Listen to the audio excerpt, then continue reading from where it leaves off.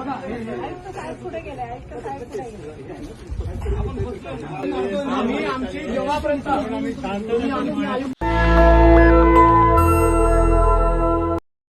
के प्रधानमंत्री जब देश से बाहर जाते हैं तो कहते हैं कि मैं बुद्ध की धरती से आया हूँ, बुद्ध की बातें करते हैं, बुद्ध के बारे में तमाम चीज़ों से कनेक्ट करते हैं। यहाँ तक कि कई बार भाषणों में कह चुके हैं कि मैं उस गांव से आता हूँ गुजरात के जहाँ पर बुद्ध से जुड़े हुए ज़रूरी काम हुए थे। सोचिए किस तरीके से लगातार सत्ताधारी लोग बुद्ध की बात तो करते हैं, लेकिन सोचिए सवाल तब खड़ा होता है कि जब महाबोधि जैसे बिहार को ब्राह्मणवाद से मुक्त कराने के लिए लगातार प्रदर्शन करना पड़े और वहीं बुद्ध विहार को बचाने के लिए बुलडोजर चलने वाला है और किस तरीके से प्रदर्शन हो रहा है इस देश में, ये तमाम वो खबरें हैं जो टीवी अखबार नहीं दिखाएगा। सोचिए धर्मांतरण चिल्लाने वाले तमाम जातिवादी लोग ये तो कह देते हैं कि फलाने आदमी ने धर्म बदल लिया, फलाने आदमी ने हिंदू धर्म छोड़ दिया, लेकिन धर्म और जात देखकर लगातार लोगों पर बुलडोजर चलाया जा रहा है। इस पर कब बात होगी, इस पर कब बहस होगी?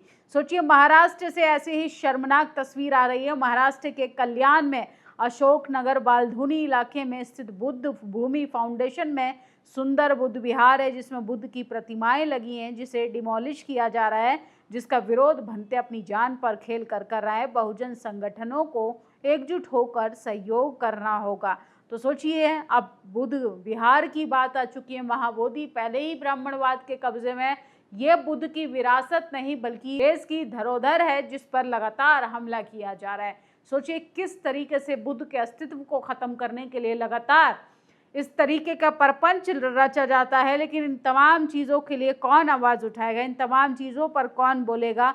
और सोचिए जब हम विश्व गुरु बाहर जाते हैं, विश्व गुरु का डंका बजाने वाले डंकापति जब दुनिया की सैर सपाटे पर जाते हैं तो कहते हैं खुद को बुद्ध की धरती वाला बताते हैं और उसी की पार्टी के नेता बुद्ध की मूर्तियों के साथ दुर्व्यवहार कर रहे हैं। शर्मनाक है। किसी को तो छोड़ दीजिए, सोचिए मुसलमानों को, दलितों को, आदिवासियों को, क्रिश्चियन को, यहाँ तक कि बौद्धों पर भी जमकर हमले किए जा रहे हैं।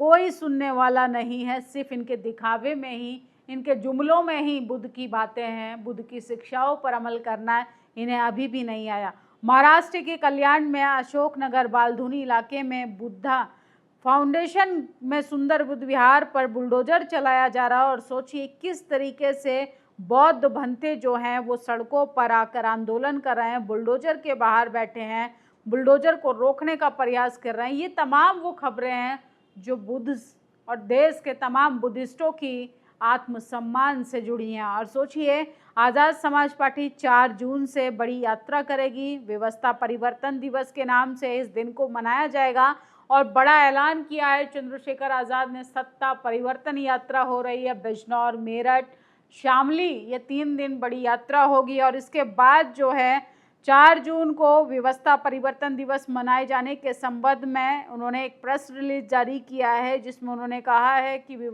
4 जून 2026 को हमारी पार्टी के द्वारा हर साल जो है वो व्यवस्था परिवर्तन दिवस के रूप में मनाया जाएगा। चंद्रशेखर आज़ाद ने नगीना के ऐतिहासिक क्षेत्र में ऐतिहासिक विजय प्राप्त कर इसी दिन संसद के सदस्य के रूप में, जनप्रतिनिधित्व के रूप में अपना नाम कमाया था और सामाजिक न्याय, सामाजिक व्यवस्था परिवर्तन आंदोलन में महत्वपूर्ण उपलब्धिता रही। तो उन्होंने कहा है कि 4 जून को लगातार लोग जो हैं हर साल कार्यकर्ता अपने कार्यालय क्षेत्रों में पार्टी ध्वज लगाएं, दीप जलाएं, मिठाइयों का वितरण करें, क्योंकि ये दिवस अब व्यवस्था परिवर्तन के नाम से जाना जाएगा। और 4 जून से सत्ता परिवर्तन यात्रा उत्तर प्रदेश में होने वाली है, जिसको लेकर चंद्रशेखर आज़ाद ने बड़ा ऐलान किया है और अब बहुजन समाज के नेता भी एक्टिव हो गए हैं। आने वाले यूपी विधानसभाओं में इसका असर भी देखने के लिए मिलेगा। और सोचिए महाबोधि विहार को बीटी एक्ट 1949 को रद्द कराने की लगातार मांग की जा रही है, जिसको लेकर तमाम लोग सड़कों पर आकर आंदोलन कर चुके हैं, लेकिन कौन सुनेगा बौद्धों की दर्द तकलीफ को। और टीएमसी नेताओं पे हमले के बाद ममता बनर्जी कोलकाता की सड़कों पर आकर प्रदर्शन कर रही हैं। इस प्रदर्शन में भी भारी भीड़ के कारण सड़कों पर जनसैलाब देख सकते हैं और ममता बनर्जी काफ़ी ज़्यादा नाराज़ दिखाई दे रही हैं। उनके पार्टी के सांसद कल्याण बनर्जी और अभिषेक बनर्जी जो उनके भतीजे हैं, उन पर बड़ा हमला हुआ था।